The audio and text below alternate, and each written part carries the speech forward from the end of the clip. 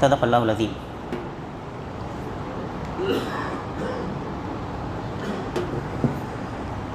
محترم سامعین خطبہ جمعہ،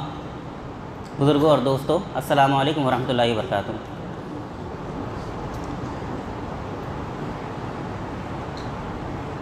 آج رمضان کی 20ویں تاریخ ہے اور آج سے ٹھیک 1438 سال پہلے چشم فلک نے فتح مکہ کے حسین مناظر دیکھے تھے۔ آج فتح مکہ کے حوالے ہی سے کچھ گزارشات آپ کی خدمت میں پیش کرنی ہیں اور یہ دیکھنا ہے کہ اس عظیم الشان تاریخی واقعے سے، بلکہ ایک ایسے واقعے سے جو اپنے آپ میں صرف ایک واقعہ نہیں بلکہ واقعات کی مکمل کہکشاں ہے، اس سے ہم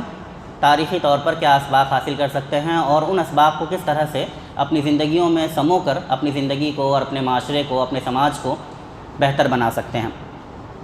لیکن اس سے پہلے کہ باضابطہ وہ گفتگو شروع ہو، تاریخ کے حوالے سے ایک تمہیدی بات کا ذکر ضروری معلوم ہوتا ہے، کیونکہ ہماری زندگی میں مختلف قسم کے تاریخی واقعات کا، سیرت کا، خود قرآن کے حوالے سے مختلف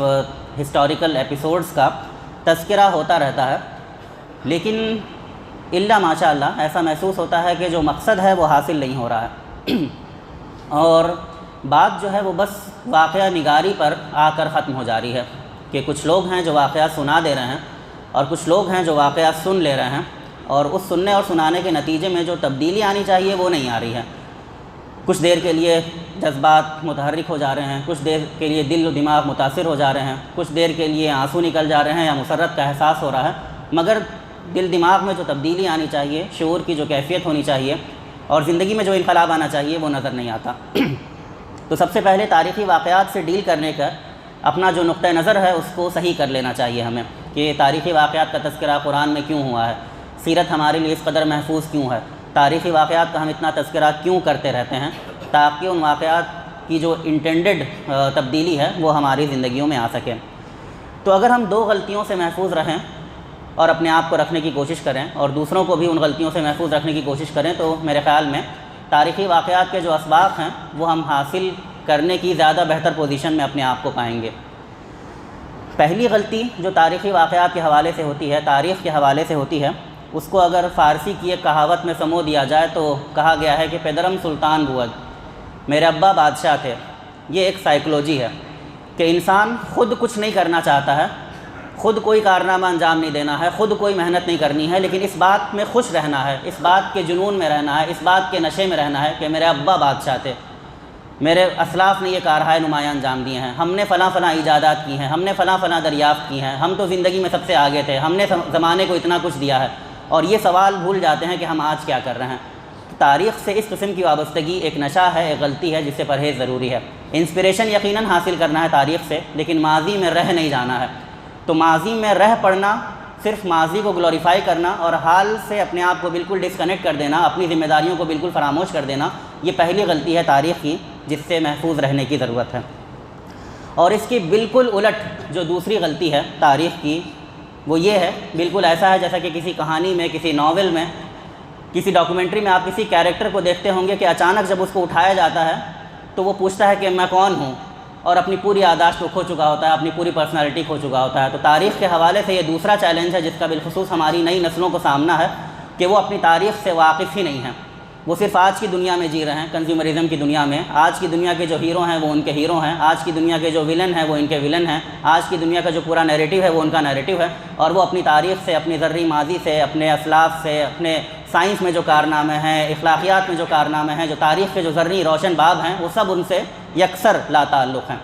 وہ اپنی تاریخی شناخت سے محروم ہیں اور ان کا انجام وہی ہے جو ایک ایسے آدمی کا ہوتا ہے جو اپنی یادداشت سے محروم ہے، کہ وہ اپنی پرسنالٹی ان کی اپنی نہیں ہے، ان کی پرسنالٹی بوروڈ ہے، ان کے ہیروز اپنے نہیں ہیں، ان کے ہیروز بوروڈ ہیں، ان کے ولنس اپنے نہیں ہیں، ان کے ولنس بوروڈ ہیں، ان کی کانشیسنس، ان کا شعور اپنا نہیں ہے، وہ شعور اور کانشیسنس بوروڈ ہے، اور یہ بہت بڑا چیلنج ہے جو ہمارے سامنے آج موجود ہے۔ تو تاریخ کے حوالے سے اگر یہ دو انتہائیں ہم اوائڈ کر دیں کہ ہم تاریخ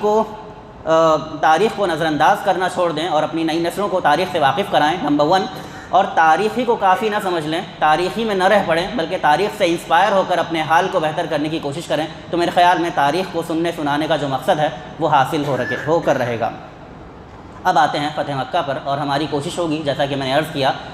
کہ یہ ایک واقعہ نہیں ہے بلکہ واقعات کی ایک مکمل کہکشاں ہے، تو اس کہکشاں میں سے چند تاروں کو اور ان کی روشنیوں کو حاصل کرنے کی کوشش کریں، انسپائر ہوں کہ اس واقعے کا ہم مزید مطالعہ کریں گے، اس کی مزید تحقیق کریں گے، اور اس کے مزید مطالعے اور مزید تحقیق سے جو مزید اسباق حاصل ہوں گے ان سے اپنی زندگیوں کو منور کرنے کی کوشش کریں گے۔ تو پورا واقعہ، پورا نیریٹو آپ کو سنانا یہ میرا مقصد نہیں ہے، یہ حاصل ہو بھی نہیں سکتا جو وقت ہمارے پاس اویلیبل ہے، لیکن مقصد یہ ہے کہ کچھ چیدہ واقعات، کچھ چیدہ باتیں ایسی ہمارے سامنے آ جائیں کہ ہم جو انسپائر ہونا ہے وہ انسپائر ہو سکیں، اور کچھ چیزوں کو، کچھ اسباق کو اپنی زندگیوں میں سمونے کی کوشش کریں، اور یہ چیز جو ہے یہ ہمارے لیے ایک سننے سنانے سے زیادہ ایک پورا ایک لائحہ عمل اور ایک شعوری تربیت کا ایک حصہ ہو جائے۔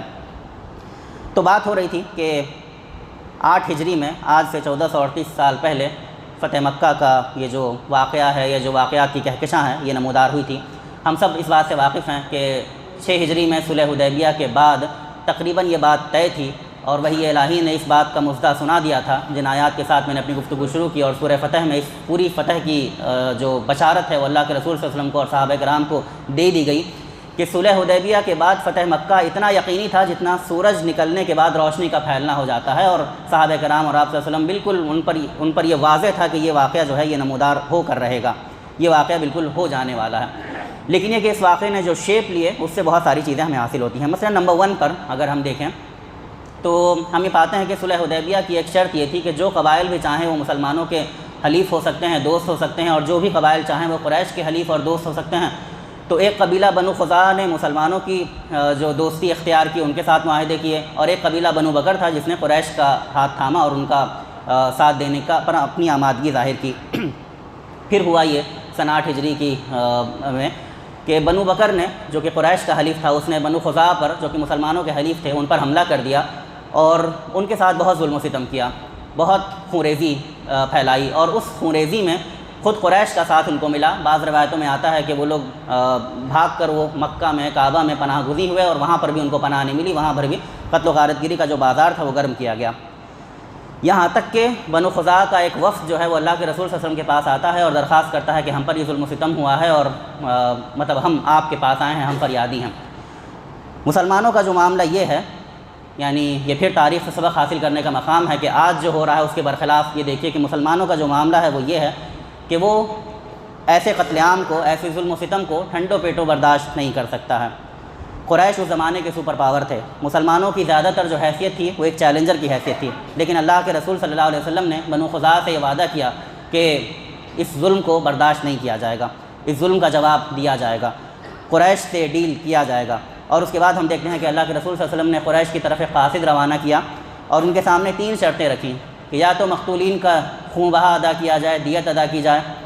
یا تو قریش اعلان کر دیں کہ ہم بنو بکر سے الگ ہو گئے ہیں، ہم بنو بکر کی حمایت سے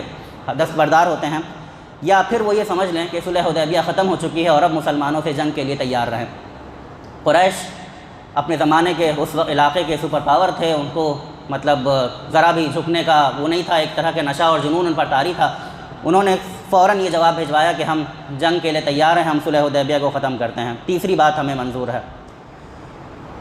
تو یہ کہ ایک طرف قریش کی طاقت اور اس کا سپر پاور تھا، اور دوسری طرف حق اور انصاف کا تقاضا تھا۔ اللہ کے رسول صلی اللہ علیہ وسلم کی قیادت میں مسلمانوں نے حق اور انصاف کے تقاضے کو اولیت دی، اور جو کمزور اور مظلوم تھے بنو خزاعہ ان کی حمایت کے لیے تیار ہو گئے۔ یہ بات جو ہے یہ پہلا سبق ہمیں دیتی ہے، جس میں پوری امت مسلمہ کے لیے سبق ہے، مسلم ملکوں کے حکمرانوں کے لیے سبق ہے کہ مظلوم کو کبھی بے سہارا نہیں چھوڑا جا سکتا۔ یہ مسلمانوں کے شایان نشان نہیں ہے، یہ اسلام کے شایان نشان نہیں ہے، اور جو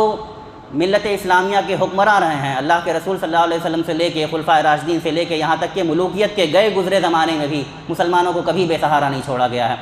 اگر ایک ایسا زمانہ ہم دیکھنے پر مجبور ہو رہے ہیں جہاں پر مسلمانوں کو بے سہارا چھوڑ دیا جا رہا ہے مرنے کے لیے، کٹنے کے لیے، ظلم و ستم کا سامنا کرنے کے لیے، تو ہم سوچ سکتے ہیں کہ یہ امت جو ہے یہ زوال کے کس پیڈسٹل پر ہے، اور اس کو کس طرح سے ریوائیو ہو کر اللہ تعالیٰ سے اپنے گناہوں کی معافی مانگنی چاہیے کہ یہ جو عذاب ہم پر مسلط ہو چکا ہے یہ عذاب ہم پر مسلط نہ ہو ذلت اور رسوائی کا۔ جو لوگ اپنا فرض ادا کر رہے ہیں ان کا ہم ساتھ دینے کے لیے، امت جو ہے ان کا ساتھ دینے کے لیے آمادہ ہو سکے، تیار ہو سکے۔ تو یہ سبق جو ہے مظلوموں کی حمایت کا وہ فتح مکہ کے اس واقعے سے جو اس کا ٹریگر پوائنٹ بنتا ہے اللہ کے رسول صلی اللہ علیہ وسلم کے اسوے کے ذریعے ہمیں ملتا ہے۔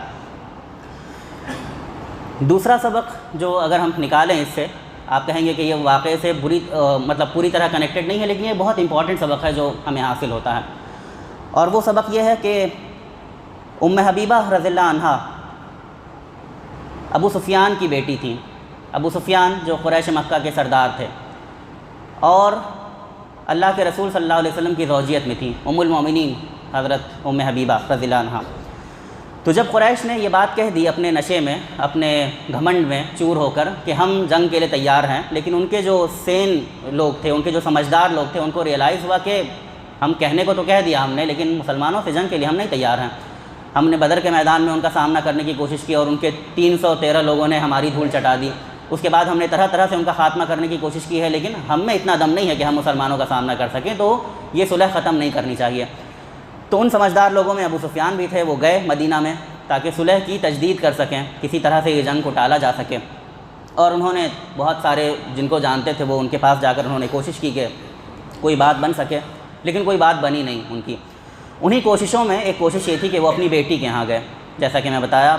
ذکر کیا ابھی آپ کے سامنے کہ وہ بیٹی جو ہیں وہ ام المومنین ام حبیبہ رضی اللہ عنہا ہے۔ جب وہ اپنی بیٹی کے گھر میں داخل ہوتے ہیں تو بستر پر بیٹھنے کی کوشش کرتے ہیں اور ام حبیبہ بڑی پھرتی سے وہ بستر لپیٹ کر رکھ دیتی ہیں۔ تو ابو سفیان جو ہیں وہ بڑے حیران پریشان سے ہوتے ہیں، اور پھر کچھ خیال ان کے ذہن میں آتا ہے، بولتے ہیں کہ بیٹی تم کو کیا لگتا ہے یہ ٹوٹا پھوٹا بستر جو ہے یہ میرے شان نہیں ہے، یا تم مجھے اس بستر کے لائق نہیں سمجھتی ہو؟ تو بیٹی نے جو جواب دیا وہ یہ تھا کہ یہ رسول پاک صلی اللہ علیہ وسلم کا پاک بستر ہے اور آپ شرک کی نجاست سے آلودہ ہیں، میں آپ کو کیسے اس بستر پر بیٹھنے دے سکتی ہوں؟ تو یہ واقعہ سننے میں بہت نارمل لگتا ہے، ہم سن کر گزر جاتے ہیں، لیکن اگر ہم اس بات کا جائزہ لیں کہ ایک بیٹی کا اپنے باپ سے کیا تعلق ہوتا ہے تو اس واقعے میں جو پنہا گہرائیاں ہیں وہ ہماری سمجھ میں آئیں گی کہ یہ واقعہ مثال ہے اس بات کی کہ جیسا کہ سورہ توبہ میں اللہ تعالیٰ کا ارشاد ہے کہ اے مسلمانوں، اگر تم کو اپنے باپ، اپنی اولاد، اپنی تجارت، اپنے مکان اللہ اور اس کے رسول کی محبت سے اور اس کے راستے میں جہاد کی محبت سے زیادہ عزیز ہیں تو پھر فتربصوا، انتظار کرو اللہ کا اور اس کے فیصلے کا۔ اللہ تعالیٰ فاسقوں کو ہدایت نہیں دیتا ہے۔ تو یہ کہ ساری محبتیں لیجیٹیمیٹ ہیں، جائز ہیں، جب تک کہ وہ اللہ اور اس کے رسول کی محبت سے نہ ٹکرا جائیں۔ مال کی محبت جائز ہے جب تک اللہ اور اس کے رسول کی محبت سے نہ ٹکرا جائے۔ والدین کی محبت، اولاد کی محبت جائز ہے، مستحسن ہے، جب تک اللہ اور اس کے رسول کی محبت سے نہ ٹکرا جائے۔ تو حضرت ام حبیبہ رضی اللہ عنہا نے یہاں جو مثال پیش کی ہے وہ یہ مثال پیش کی ہے کہ اگر ٹکرائے گی محبت تو پھر ساری محبتوں کو ہم چھوڑ دیں گے اللہ اور اس کے رسول کی محبت کے راستے میں۔ یہ جو سبق ہے وہ بہت عظیم سبق ہے جو ہم میں سے حاصل کرنا چاہیے کہ اگر ٹکراؤ ہوگا تو سپریم محبت جو ہوگی وہ اللہ کی محبت ہوگی، اللہ کے رسول کی محبت ہوگی، اور ایک مومن جو ہے وہ اس کے سامنے دیگر تمام محبتوں کو قربان کرنے کا جو سکت ہے، جو جذبہ ہے وہ اپنے اندر رکھے گا۔ اس جذبے سے سیکھنے کی ضرورت ہے، کیونکہ کئی مرتبہ ہوتا یہ ہے کہ عشق رسول کے نعرے بہت زور سے لگتے ہیں، لیکن وہی نعرے لگانے والے جس چیز میں اللہ کے رسول صلی اللہ علیہ وسلم ٹھنڈک محسوس کرتے تھے یعنی نماز میں، اس میں کوتاہی کر رہے ہوتے ہیں۔ جس چیز سے اللہ کے رسول جس چیز کے بارے میں کہا گیا کہ اللہ اور اس کے رسول کا اعلان جنگ ہے یعنی سود، اس میں ملوث ہوتے رہتے ہیں۔ تو پتہ چلا کہ نعرے کئی مرتبہ کھوکھلے ہوتے ہیں، آپ کو اس نعروں کے یا اس بات کے جو تقاضے ہیں ان کو نبھانا پڑے گا، ورنہ یہ جو جوک ہے وہ ہمارے اوپر لوٹ کر آئے گا کہ آپ کی زندگی کیسی تضاد میں گزر رہی ہے۔ تو اللہ تعالیٰ سے دعا ہے کہ عشق رسول کے، محبت رسول کے جو تقاضے ہیں ان کو نبھانے کی صحیح معنی میں ہمیں توفیق ملے۔ تیسرا جو سبق ہم نکالتے ہیں، اور یہ ذرا خاص ہے، جس پر ذرا فوکس کرنے کی ضرورت ہے، کیونکہ امت مسلمہ کی ایک بڑی ٹریجڈی یہ ہے کہ وہ بہت زیادہ جذبات و احساسات کی ایک طرح سے غلام نظر آتی ہے آج کے دور میں، اور منصوبہ بندی اور پلاننگ اور لانگ ٹرم ویژن اور اس طرح کی چیزوں کا فقدان نظر آتا ہے۔ لیکن جب اللہ کے رسول صلی اللہ علیہ وسلم کو ہم دیکھتے ہیں تو ہم یہ پاتے ہیں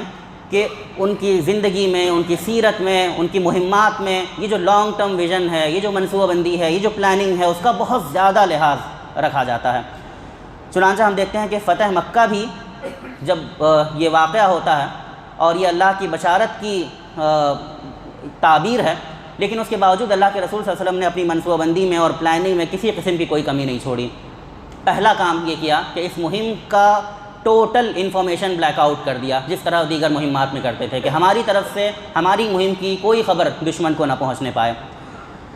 انہوں نے حدیبیہ کے معاملے پر کنفیوژن کو برقرار رکھا. جب ابو سفیان معاہدے کی تجدید کے لیے آئے تو ان کو کسی قسم کا ڈائریکٹ جواب دینے سے پرہیز کیا. ابو سفیان کنفیوژن ہی میں واپس لوٹ گئے. اس کی تفصیل ہے لیکن اس کا موقع نہیں ہے. اسی طرح اللہ کے رسول صلی اللہ علیہ وسلم نے کوشش کی کہ بہت بڑی فوج اکٹھا کی جائے. مکہ سے ڈیل کرنے کے لیے جتنی فوج ریکوائرڈ ہے اس سے کئی گنا فوج اکٹھا کی جائے. اس کا مطلب یہ نہیں تھا کہ شاندار قسم کے ظلم و ستم کا نعوذ باللہ پلان بن رہا ہے. نہیں، پلان اس بات کا بن رہا تھا کہ فوج اتنی بڑی ہو کہ دیکھتے ہی حوصلے پست ہو جائیں، خون خرابے کی نوبت نہ آئے، مزاحمت نہ ہو. اور اسی لیے اللہ کے رسول صلی اللہ علیہ وسلم نے صرف مہاجرین و انصار پر نہیں بلکہ تمام اتحادی قبائل کو پیغام پہنچایا کہ اپنی اپنی فوجیں لے کر آؤ، ملو. بہت سارے لوگ مدینہ میں آ گئے اور بہت سارے لوگوں کو اللہ کے رسول صلی اللہ علیہ وسلم نے راستے میں اپنی فوج میں شامل کر لیا. اور اس طرح 10,000 کا عظیم الشان لشکر تیار ہوا. پھر اللہ کے رسول صلی اللہ علیہ وسلم اسی بات کے لیے کہ قریش کو خبر نہ پہنچے، قریش کو ہمارے ارادوں کا پتہ نہ چلے، جو مدینہ سے مکہ جانے والی عام شاہراہ ہے اس کو اختیار نہیں کیا، بلکہ ہمیشہ کی طرح اپنے جو مہمات میں ان کا طریقہ رہا ہے الٹ پھیر کا راستہ اختیار کیا. کبھی اس طرف چلے، کبھی اس طرف چلے، کبھی اس طرف چلے، اور پھر جا کر مکہ میں ایسی جگہ پر پناہ گزین ہو گئے کہ اب بالکل سر پر آ گئے ہیں. اور تب دشمن کو خبر مل رہی ہے کہ اللہ کے رسول صلی اللہ علیہ وسلم کا ارادہ جو ہے وہ مکہ کا ہے، مکہ کو فتح کرنے کا ہے. پھر جب مرہ زہران میں مکہ کے قریب ایک جگہ پر اللہ کے رسول صلی اللہ علیہ وسلم اپنی فوج کے ساتھ پناہ گزین ہوئے تو ایک تو پہلے ہی اتنی بڑی فوج تھی، اوپر سے اللہ کے رسول صلی اللہ علیہ وسلم نے آرڈر دیا کہ ہر سنگل فوجی اپنی الگ آگ روشن کرے. ہم سب واقف ہیں کہ جب پرانے زمانے میں فوجیں پڑاؤ ڈالتی تھی تو ایک ایک گروپ اپنی آگ روشن کرتا تھا، اس سے سیکیورٹی حاصل کرتا تھا، اس پر کھانا پکاتا تھا، اس سے روشنی اس کو ملتی تھی وغیرہ وغیرہ. لیکن اللہ کے رسول صلی اللہ علیہ وسلم نے حکم دیا کہ ہر فوجی اپنی آگ روشن کرے. کیا حکمت تھی؟ اس کی حکمت یہ تھی کہ دشمن جب دیکھے اس طرف تو اس کو لگے کہ اتنے الاؤ روشن ہیں، 10,000 تو آگ روشن ہیں، ان کی تعداد کتنی ہوگی، اور ان کی رہی صحیح ہمت بھی جو ہے وہ ختم ہو جائے. راتوں رات ابو سفیان کو، جو کہ مکہ کے سردار تھے، ان کو گرفتار کر لیا گیا. اس کروشیل مومنٹ میں مکہ بغیر سردار کے ہے. اس کے بعد اس سردار کے ساتھ ایسا حسن سلوک کیا گیا کہ اسلام کو دیکھ کر، اسلامی افواج کا جلال دیکھ کر، اللہ کے رسول صلی اللہ علیہ وسلم سے امن کا اعلان سن کر وہ ایسا متاثر ہوتے ہیں کہ وہ خود اسلام قبول کرتے ہیں. اور دشمن نہ صرف یہ کہ بے سردار ہو جاتا ہے بلکہ دشمن کا سردار سو کالڈ دشمن سے خود جا کر مل جاتا ہے. آپ خود سوچئے کہ ان کی کیا حالت ہوئی ہوگی. اس کے بعد اللہ کے رسول صلی اللہ علیہ وسلم جب آگے بڑھتے ہیں تو ایک نئی ترتیب کرتے ہیں اپنی فوج کی، اور یہ طے کرتے ہیں کہ مکہ میں ایک بار یکبارگی داخل نہیں ہوا جائے گا بلکہ مختلف مقامات سے لوگ داخل ہوں گے. چنانچہ فوج کے ایک حصے کو لے کر حضرت خالد بن ولید پیچھے سے داخل ہوتے ہیں، فوج کے ایک حصے کے ساتھ قیس بن سعد مغرب سے داخل ہوتے ہیں، زبیر بن عوام اور حضرت ابو عبیدہ الگ الگ سمتوں سے داخل ہوتے ہیں، اور خود اللہ کے رسول صلی اللہ علیہ وسلم ایک جگہ سے داخل ہوتے ہیں. تو 5 انٹری پوائنٹس ہوتے ہیں جہاں پر داخل ہوتے ہیں، جس کا مقصد یہ ہوتا ہے کہ مزاحمت اگر کرنی بھی ہو لوگوں کو تو ان کی اسٹرینتھ بڑھ جائے، وہ ایک ساتھ جمع ہو کر مزاحمت کرنے کی ہمت نہ کر سکیں، یہ فیزیبل نہ رہے کفار کے لیے. اس کے بعد ہر ٹکڑی کو، ہر دستے کو، یہ جو فوجیں تھیں ان کو اللہ کے رسول صلی اللہ علیہ وسلم کی ہدایت تھی کہ جنگ میں پہل نہیں کی جائے گی، یہ فتح بالکل پرامن ہونی چاہیے، ہر جگہ امن و امان بحال ہونا چاہیے وغیرہ وغیرہ. چنانچہ ہم دیکھتے ہیں کہ ایک جگہ چھوٹی سی جھڑپ کے علاوہ اور کوئی وائلنٹ ایپیسوڈ یہاں پر نہیں ہوتا ہے. تو یہ جو منصوبہ بندی تھی، جو پلاننگ تھی اللہ کے رسول صلی اللہ علیہ وسلم کی، جو مائنیوٹ ڈیٹیلنگ تھی، اس سے ہمیں سبق ملتا ہے کہ قومیں اپنا لانگ ٹرم ویژن کس طرح سے تیار کرتی ہیں. تو اللہ کے رسول صلی اللہ علیہ وسلم کی ان مہمات میں، تمام مہمات میں اور بالخصوص فتح مکہ میں یہ جو پلاننگ کا، منصوبہ بندی کا عنصر نظر آتا ہے، اس سے ہمیں سبق لینا چاہیے کہ ہمارے پاس بھی مختلف درجات کے پلان ہونے چاہیے. اپنے ملک کو سنوارنے کا پلان ہونا چاہیے، اپنی ریاست کو سنوارنے کا پلان ہونا چاہیے، اپنے علاقے کو سنوارنے کا پلان ہونا چاہیے. اس میں سماجی پلان، اس میں سیاسی پلان، اس میں معاشی ویل بینگ کا پلان، لوگوں کو، اپنے معاشرے کو غریبی سے ہم کیسے نکالیں گے، اپنے معاشرے میں ہم تعلیم کو کیسے فروغ دیں گے، مختلف قسم کے پلان.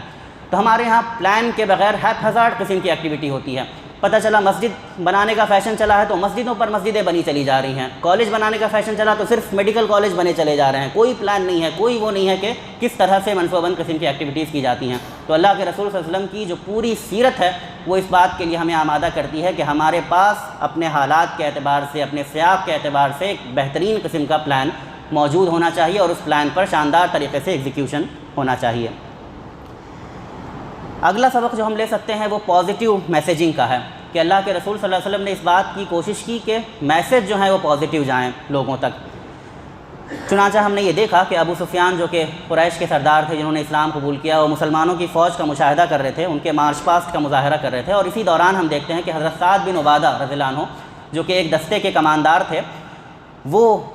بڑھتے ہیں اور ابو سفیان کو جب دیکھتے ہیں تو ان کو ساری پرانی باتیں یاد آ جاتی ہیں، اور وہ زور سے نعرہ لگاتے ہیں الیوم یوم الملحمہ، کہ آج کا دن تو خیر نہیں ہے تم لوگوں کی،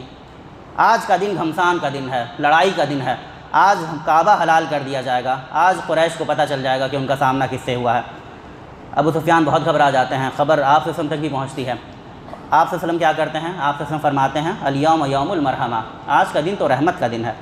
آج کا دن تو کعبے کی اصل عظمت بحال کی جائے گی، آج کا دن تو قریش کی حقیقی عزت کا دن ہے، کیونکہ شرک سے کسی کی عزت تھوڑی ہوتی ہے، جب وہ توحید پر آئیں گے تبھی ان کی اصل عزت ہوگی۔ تو یہ مثبت سوچ جو ہے یہ ضروری ہے۔ ایک حساب سے اگر ہم دیکھیں گے، غور کریں گے ایک دم ریشنلی، تو حضرت عبادہ رضی اللہ عنہ غلط نہیں کہہ رہے تھے سو کالڈ اس سینس میں، یعنی قریش واقعی اگر لڑتے تو وہ تباہی کا دن ہوتا ان کے لیے، قریش اگر حرم میں لڑتے تو حرم میں بھی ان کا قتال ہوتا، اور قریش شرک کی ذلت کو اپنی عظمت سمجھ رہے تھے تو شرک کو تو اس دن ذلیل ہی ہونا تھا، تو قریش کی ان معنوں میں ایک ذلت ہی تھی۔ لیکن اللہ کے رسول صلی اللہ علیہ وسلم نے یہ پسند نہیں کیا کہ یہ نگیٹو میسیجنگ جائے، انہوں نے پازیٹیو میسیج کو سرکولیٹ کیا، اور اس پازیٹیو میسیج کو صرف سرکولیٹ نہیں کیا، یعنی صرف حضرت عبادہ رضی اللہ عنہ کی بات کی تردید نہیں کی کہ نہیں یہ یوم الملحمہ نہیں یوم المرحمہ ہے، بلکہ ساتھ ہی میں ایک پریکٹیکل اسٹیپ بھی لیا، اور یہ کیا کہ حضرت عبادہ کو، سعد بن عبادہ کو کماندار کی جو پوزیشن تھی اس سے ہٹا کر ان کے بیٹے حضرت قیس بن عبادہ کو، حضرت قیس بن سعد کو کمان دے دی۔ اس سے یہ پتہ بھی چل گیا کہ اللہ کے رسول صلی اللہ علیہ وسلم پازیٹیو میسیجنگ میں سیریس ہیں، اور اس سے اپنے ایک کماندار کی جو کہتے ہیں کہ ان کی ہتک بھی نہیں ہوئی، کیونکہ ان کی ایک طرح سے عزت افزائی ہوئی کہ ان کے بجائے ان کے بیٹے کو کماندار بنا دیا گیا، یعنی میسیج بھی اللہ کے رسول صلی اللہ علیہ وسلم نے پہنچا دیا اور دل کو برا بھی لگنے نہیں دیا۔ یہ جو چیز ہے یہ بہت امپورٹنٹ ہے کہ ہمارا نیریٹو ہمیشہ پازیٹیو ہو۔ دنیا میں جو اصل جنگ ہے بالخصوص آج، وہ نیریٹو کی جنگ ہے، آپ کیسا نیریٹو بناتے ہیں یہ آپ پر ڈیپینڈ ہے۔ لوگ آپ کی تاریخ کو لے کر، آپ کے تہواروں کو لے کر نیریٹو کو ہمیشہ غلط، نگیٹو، منفی بنانے کی کوشش کریں گے۔ یہ ہماری حکمت ہے، یہ ہمارا جذبہ ہونا چاہیے کہ ہم نیریٹو کو دوبارہ پازیٹیو بنانے کی صلاحیت اپنے اندر رکھیں۔ تو یہ چیز جو ہے یہ اللہ کے رسول صلی اللہ علیہ وسلم سے سیکھنے کی ضرورت ہے کہ کس طرح سے اللہ کے رسول صلی اللہ علیہ وسلم نے ہر منفی میسیجنگ کو پازیٹیو کر کے دم لیا۔ اسی طرح جو سب سے بڑا سبق ہم دیکھتے ہیں فتح مکہ کا، وہ یہ ملتا ہے ہمیں کہ اللہ کے رسول صلی اللہ علیہ وسلم ایک داعی کے طور پر ہمیں نظر آتے ہیں، اور کسی قسم کی انانیت کا نہ اللہ کے رسول صلی اللہ علیہ وسلم نہ مسلمان شکار ہوتے ہیں، بلکہ انانیت کو بالائے طاق رکھ کر وہ اپنے دشمنوں کے ساتھ معاملہ کرتے ہوئے نظر آتے ہیں اور ان کی عزت نفس کا خیال رکھتے ہیں۔ ہم 2-3 کیریکٹر اگر دیکھ لیں تو ابو سفیان ہیں، ان سے بڑے جنگی مجرم کا تصور نہیں کیا جا سکتا، جنہوں نے کئی جنگوں میں کفار کی قیادت کی ہے مسلمانوں کے خلاف، وہ گرفتار ہو جاتے ہیں۔ حضرت عمر رضی اللہ عنہ آتے بھی ہیں اللہ کے رسول صلی اللہ علیہ وسلم کے پاس کہ حکم دیجئے اس دشمن کی گردن اڑا دوں، لیکن اللہ کے رسول صلی اللہ علیہ وسلم انہیں معاف فرما دیتے ہیں۔ جب وہ اسلام قبول کرتے ہیں تو ان کے اسلام پر خوشی کا اظہار کرتے ہیں، اور ان کی تالیف قلب کے لیے یہ اعلان بھی کروا دیتے ہیں کہ جو کوئی ابو سفیان کے گھر میں پناہ لے گا اس کو امان ہے۔ یہ ایک تالیف قلب ہے اپنے اس سردار کی جو آج سے 1 دن پہلے تک آپ کا سب سے بڑا دشمن تھا۔ اسی طرح حضرت عثمان بن طلحہ رضی اللہ عنہ کا معاملہ ہے، یہ بھی کفار قریش میں سے تھے۔ ایک دن ایسا تھا بہت مکہ کے زمانے میں کہ اللہ کے رسول صلی اللہ علیہ وسلم کو کعبے میں عبادت کرنی تھی، اور آپ صلی اللہ علیہ وسلم ان سے چابی مانگ رہے تھے کہ مجھے کعبے کی چابی دے دو، اور انہوں نے سختی سے انکار کر دیا تھا کہ نہیں دوں گا میں تم نے طرح طرح کا فتنہ فساد پھیلا رکھا ہے۔ اللہ کے رسول صلی اللہ علیہ وسلم نے ان سے کہا تھا اسی وقت کہ ایک دن یہ چابی میرے ہاتھ میں ہوگی، میں جس کو چاہوں گا دوں گا۔ حضرت عثمان بن طلحہ نے کہا تھا اس وقت کہ وہ دن تو بڑا عجیب دن ہوگا، بہت خراب دن ہوگا۔ اللہ کے رسول نے کہا تھا نہیں، وہ قریش کی سچی عظمت کا دن ہوگا، آج وہ دن تھا۔ اللہ کے رسول صلی اللہ علیہ وسلم کے پاس حضرت عثمان بن طلحہ لائے گئے، انہوں نے چابی اللہ کے رسول کو دے دی۔ اللہ کے رسول نے کہا کہ اس کا کیا کیا جائے؟ صحابہ میں سے بہت سارے لوگوں نے ایک روایت کے مطابق حضرت علی رضی اللہ عنہ نے کہا کہ یہ مجھے دے دی جائے، لیکن اللہ کے رسول صلی اللہ علیہ وسلم نے دوبارہ وہ چابی حضرت عثمان بن طلحہ کے حوالے کر دی اور کہا کہ یہ تمہاری ہے، یہ ہمیشہ تمہارے پاس رہے گی، اور جو یہ تم سے چھیننے کی کوشش کرے گا وہ ظالم ہوگا۔ یہ چابی آج بھی انہی کے خاندان میں چلی آ رہی ہے۔ یہ ہے کہ اگر کوئی انانیت زدہ ہوتا تو وہ ذلیل کرتا وہاں پر، لیکن جہاں پر ایک انانیت ذلیل کرتا ہے، انانیت سے مارا ہوا شخص، وہاں پر ایک داعی عزت افزائی کرتا ہے۔ اللہ کے رسول صلی اللہ علیہ وسلم نے اس کا نمونہ پیش کیا۔ اکرمہ بن ابی جہل کا واقعہ ہے کہ یہ فتح مکہ کے دن بھی جو ایک آدمی ایسا ہو جس نے لڑائی کی کوشش کی ہو تو وہ حضرت اکرمہ ہیں۔ ان کے ابا ابو جہل ہیں، ان کو ڈسکرپشن کی کوئی ضرورت ہی نہیں ہے۔ ان کے قتل کا فیصلہ ہو چکا ہے، ان کے جنگی کارنامے ایسے ہیں، لیکن ان کی اہلیہ آتی ہیں اور اللہ کے رسول صلی اللہ علیہ وسلم سے کہتی ہیں کہ ان کو امان دے دیجیے۔ اللہ کے رسول صلی اللہ علیہ وسلم کو امان دے دیتے ہیں۔ پھر جب پتہ چلتا ہے کہ یہ آنے والے ہیں اللہ کے رسول صلی اللہ علیہ وسلم کے دربار میں، تو آپ صلی اللہ علیہ وسلم صحابہ سے کہتے ہیں کہ کوئی ابو جہل کو برا نہ کہے، ان کو برا نہ لگ جائے جو آنے والے ہیں۔ یہ دیکھیے کہ ہم تو ایسے ہیں کہ اپنے دوستوں کو بھی تن سے چھلنی کر ڈالتے ہیں، اپنے گھر والوں کو بھی تن سے چھلنی کر ڈالتے ہیں۔ یہاں اللہ کے رسول صلی اللہ علیہ وسلم کو وقت کے اپنے سب سے بڑے دشمن کا، جو سب سے بڑے دشمن کا بیٹا ہے، اس کا خیال ہے کہ کہیں اس کو برا نہ لگ جائے۔ یہ داعی کی صفت ہے۔ تو انانیت سے مارے ہوئے لوگوں کا اسوہ کچھ اور ہے، اور داعی امت داعی کا جو اسوہ ہے وہ کچھ اور ہے۔ تو ہمیں یہ جو داعی ہے اس کا اسوہ اختیار کرنے کی ضرورت ہے۔ داعی حلیم اور بردبار ہوتا ہے۔ اس کے بعد یہ جو پورا عام معافی کا اعلان ہے، اس میں ہمارے لیے سبق ہے، سب سے بڑا سبق ہے، جو فتح مکہ کو ایک دم مثالی واقعہ بنا دیتا ہے کہ اللہ کے رسول صلی اللہ علیہ وسلم کے سامنے ایسے لوگ تھے جنہوں نے ان کا مذاق اڑایا تھا، جنہوں نے ان سے جھوٹ بولا تھا، جنہوں نے ان پر کچرا ڈالا تھا، غلاظت ڈالی تھی، کانٹے ڈالے تھے، جنہوں نے سجدے کے دوران اوجھڑی ڈالی تھی، گندگی ڈالی تھی، جنہوں نے ان کا سوشل بائیکاٹ کیا تھا، جنہوں نے ان کی ایک بیٹی کا حمل ضائع کر دیا تھا، جنہوں نے ان کی 2 بیٹیوں کو طلاق دلوا دی تھی، جنہوں نے ان کے قتل کی سازشیں کی تھی، ان کو بے وطن کر دیا تھا، اور بے وطن کرنے کے بعد بھی چین سے نہیں بیٹھے تھے، ان پر طرح طرح کی جنگیں مسلط کی تھیں۔ وہ سب لوگ مجرم کی حیثیت سے آپ صلی اللہ علیہ وسلم کے سامنے کھڑے تھے، لیکن اللہ کے رسول صلی اللہ علیہ وسلم نے سب کے لیے وہ فیصلہ سنایا جو قرآن میں حضرت یوسف علیہ السلام کے الفاظ میں مذکور ہے کہ جاؤ تم سب آزاد ہو، تم پر کسی قسم کی کوئی پکڑ نہیں ہے۔ تو نفرت کی اس دیوار کو اللہ کے رسول صلی اللہ علیہ وسلم نے عفو و درگزر کے بلڈوزر سے پامال کر دیا، توڑ دیا۔ وہ دیوار دوبارہ قائم نہیں ہونے پائی، وہ سارے کے سارے لوگ اسلام کے سایہ عطفت میں آ گئے، پناہ گزین ہو گئے۔ کئی بار ایسا ہوتا ہے کہ آدمی دشمن کو معاف کر لیتا ہے، اپنوں کو معاف نہیں کر پاتا۔ اللہ کے رسول صلی اللہ علیہ وسلم نے یہاں اس کی ہی مثال پیش کی۔ حضرت حاطب بن ابی بلتع تھے جنہوں نے دشمن کو ایک خط لکھ دیا تھا، اس ڈر سے کہ اگر وہاں پر ہنگامہ ہوگا تو شاید وہ میرا خاندان اکیلا ہے، میری حفاظت کریں۔ اللہ کے رسول کو پتہ چل گیا، وہ خط پکڑ لیا گیا۔ حاطب بن ابی بلتع آج کی ڈسکورس میں ٹریزن کے، غداری کے مرتکب تھے۔ لوگوں نے کہا بھی کہ ان کو سزا دی جانی چاہیے، لیکن اللہ کے رسول صلی اللہ علیہ وسلم نے ان کو بھی معاف فرما دیا۔ تو فتح مکہ کا یہ جو پورا واقعہ ہے، اس میں معافی اپنے آپ میں ایک بہت شاندار چیز ہے، اور اس سے ہمیں سبق حاصل کرنا چاہیے کہ معافی اور عفو و درگزر کو ہمیں بھی اپنی زندگی میں جاگزی کرنے کی ضرورت ہے کہ یہ ہماری زندگی کا بھی ایک وتیرہ ہو جائے، ایک عادت ہو جائے۔ تو یہ چیز اگر ہم اپنے اندر پیدا کریں گے تو شاید فتح مکہ کے سب سے بڑے سبق کو ہم حاصل کر سکیں گے، سیکھ سکیں گے۔ آخری بات جو مجھے عرض کرنی ہے وہ صبر و شکر کے حوالے سے ہے کہ یہ مومن کا رویہ ہے کہ وہ صابر ہوتا ہے، وہ شاکر ہوتا ہے۔ ہم دیکھیں کہ دنیا میں جب فاتح کسی شہر میں داخل ہوتے ہیں تو اس شہر کا کیا حال کرتے ہیں، اس شہر کی اینٹ سے اینٹ بجا دی جاتی ہے۔ فاتح کا جب ہم تصور کریں گے تو قہقہے لگاتے ہوا، غرور و تکبر میں سر اونچا کیا ہوا، شراب پیتا ہوا اور لوگوں کی عصمتیں پامال کرتا ہوا، یہ تصور ذہن میں آئے گا۔ لیکن اس تصور کے یکسر برخلاف ہم اللہ کے رسول صلی اللہ علیہ وسلم کو اگر ہم دیکھیں تو انہوں نے سارے اقدامات ایسے کیے کہ لوگوں کی جان کا نقصان نہ ہو۔ رودھی ہوئی آواز میں سورہ فتح تلاوت کرتے ہوئے مکہ میں داخل ہو رہے ہیں، گردن جھکائے ہوئے سجدے کی حالت میں مکہ میں داخل ہو رہے ہیں، جاء الحق وزهق الباطل یہ کہتے ہوئے مکہ میں داخل ہو رہے ہیں، اور تصویروں کو اور بتوں کو جب ہٹا دیا ہے وہاں پر تو 2 رکعت نماز پڑھ رہے ہیں، وہاں تک دیر تک مناجات کر رہے ہیں۔ حضرت بلال کھڑے ہو کر کعبے پر اذان دے رہے ہیں، اور جب اللہ کے رسول صلی اللہ علیہ وسلم خطبہ دیتے ہیں تو توحید کا اعلان کرتے ہیں، اللہ کا شکر ادا کرتے ہیں کہ اللہ نے اپنا وعدہ پورا کیا، اور پھر سارے انسانوں کی برابری کا اعلان کرتے ہیں، وحدت آدم کا اعلان کرتے ہیں، عام معافی کا اعلان کرتے ہیں۔ تو یہ جو شکر کا رویہ ہے، اور پھر جا کر 8 رکعت شکرانے کی نماز پڑھتے ہیں، تو یہ جو شکر کا رویہ ہے یہ بتاتا ہے کہ جب خوشی حاصل ہوتی ہے، نعمت حاصل ہوتی ہے، تو مومن کا رویہ کیا ہونا چاہیے۔ اور فتح مکہ سے پہلے کی پوری زندگی اگر ہم دیکھ لیں تو وہ بتاتا ہے کہ مصیبتوں میں کس طرح سے مومن کو صبر کا رویہ اختیار کرنا چاہیے۔ اس میں ہمارے لیے بھی سبق ہے کہ زندگی کی چھوٹی چھوٹی پریشانیوں سے آنے پر جب ہم گھبرا جاتے ہیں تو ہم در حقیقت اپنے امتحان کو اور زندگی کے مقصد کو جو ہے وہ فراموش کر دیتے ہیں۔ ہم یہ دیکھ سکتے ہیں، سوچ سکتے ہیں کہ اللہ کے رسول صلی اللہ علیہ وسلم کی بعثت جو ہے وہ مکہ میں ہوئی تھی، اور بعد میں فتح مکہ بھی ہوتی ہے، مطلب اتنا بڑا واقعہ ہوتا ہے۔ بڑا آسان تھا کہ بعثت مکہ میں ہوئی ہے، سارے لوگ ایمان قبول کریں اور وہیں پر فتح ہو جائے، معاملہ ختم۔ لیکن نہیں، اللہ کی اسکیم کا حصہ یہ تھا کہ مکہ میں اللہ کے رسول صلی اللہ علیہ وسلم کی بعثت اور فتح مکہ کے درمیان میں مکہ کی صعوبتیں آئیں، کچرا آئے، غلاظت آئے، بائیکاٹ آئے، طائف کے پتھر آئیں، بدر کی بے سر و سامانی آئے، احد کے نقصان آئے، خندق کا امتحان آئے، صلح حدیبیہ کے مرحلے آئیں۔ یہ سارے مرحلے آئیں گے تب جا کر فتح مکہ تک آدمی پہنچے گا۔ تو یہ کہ ان تمام مراحل کو جو صبر کے ساتھ گزار لے جائے، پار کر لے جائے، وہ فتح مکہ کی نعمت کا مستحق بنتا ہے، اس کو شکر کے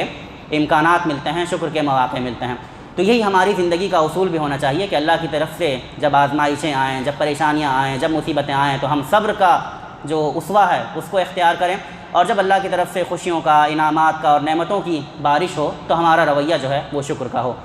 انسان دونوں صورتوں میں ناکام ہو سکتا ہے، اگر وہ مصیبتوں کے وقت میں شکوے شکایت کا رویہ اختیار کرے اور خوشی کے وقت میں بے قابو ہو جائے، دونوں صورتوں میں ناکام ہے۔ لیکن دونوں صورتوں میں ایک مومن کا رویہ کامیابی والا رویہ ہوتا ہے کہ وہ مصیبتوں میں صبر کا اور نعمتوں میں شکر کا رویہ اختیار کرتا ہے۔ اللہ تعالیٰ سے دعا ہے کہ فتح مکہ کے ان اسباق کو جو آپ کے سامنے شیئر کیے گئے ہیں، اور ڈھیروں اسباق کو جو فتح مکہ کی اس فتح میں پوشیدہ ہیں، ان کا ہمیں